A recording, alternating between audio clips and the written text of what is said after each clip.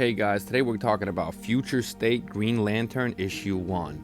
And I'll be honest, I started off not feeling this issue and I reread it and yo, I'm sorry, man. I'll take everything back, literally. I mean, it's basically Green Lanterns with no rings. We don't know what happened. Their power battery went out, and they're on a planet.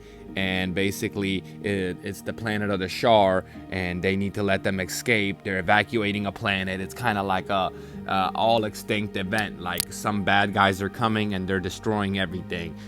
Yo, and when I say John Stewart, reminds me of Bishop from Future Past. I mean, this guy looks epic, you know what I mean? And we get some ships leaving the planet. They get destroyed by these guys, you know what I'm saying? And we have a whole nother ship out there that's contacting with John, telling him basically what's going on, and incoming transmissions, and their starboard ships, and these guys is just destroying everything that's coming off the planet. And it seems that these guys are the God in Red is watching, the God in Red sees. Like, it's kind of like a cult, you know? And they're like, make your offerings now. Let's get this blood. Bathe in your blood. Crush the bones. And I mean, John's kind of recalling Kilowog's transmission. Seems like Kilowog's dead. And it's just like an all-out war there.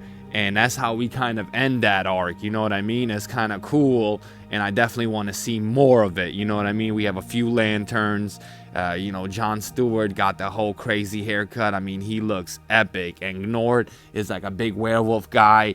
I mean, it's epic. He gets stabbed at the end, so let's see what happens. I really want to see.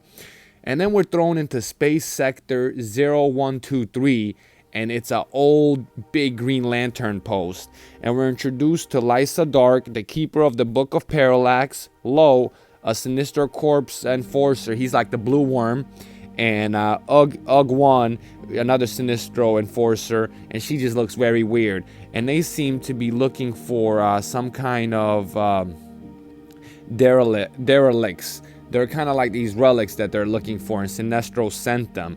And guess who's there? Jessica Cruz, and she's just kind of like in her regular uniform. Her ring doesn't work because she's a Green Lantern, and the Green Lantern power has been turned off. And ends up being that they're looking for this power source, and it's a yellow power source, or yellow power source. And my boy Jessica Cruz ends up taking down Lo, like easily, no problem. She uses gadgets, adds his ring to her collection. And basically, we kind of get to see the other Sinestro Corps member kind of falling through. And that's when Jessica Cruz knocks her out. But I do want to point out that instead of two eyes, she has two mouths with like tongues coming out. And where your mouth would be is her eyes. So, I mean, the design is crazy. And basically knocks her out with knockout gas. And then one to go would be this fight is crazy between Jessica Cruz. They go in, Lysa drags the most trusted and fierce Sinestro lieutenant.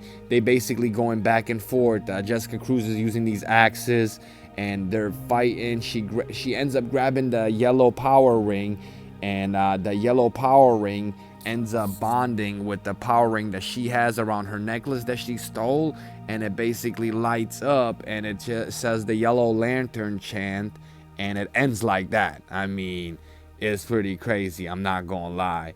And then we're thrown in Green Lantern Guy Gardner, the Book of Guy, and it's Sector 0845.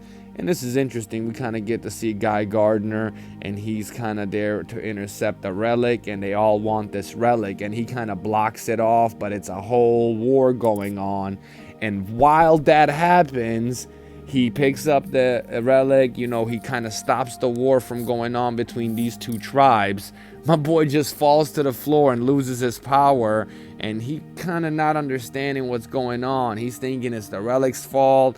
He's yelling at the ring, and I mean, let's just put it this way. It seems like he ends up being here, and it's 5 years later after Prophet Guy, and my boy is still here, and he's basically settling disputes between locals with like a foosball table. I mean, 25 years later, he's signing like treaties and basically bringing peace to these people. So in a way, it's almost like there's a reason why these rings stopped working, almost as if the Green Lantern Corps wasn't effective enough, and by stranding these Green Lanterns on certain sectors, they would be able to do good.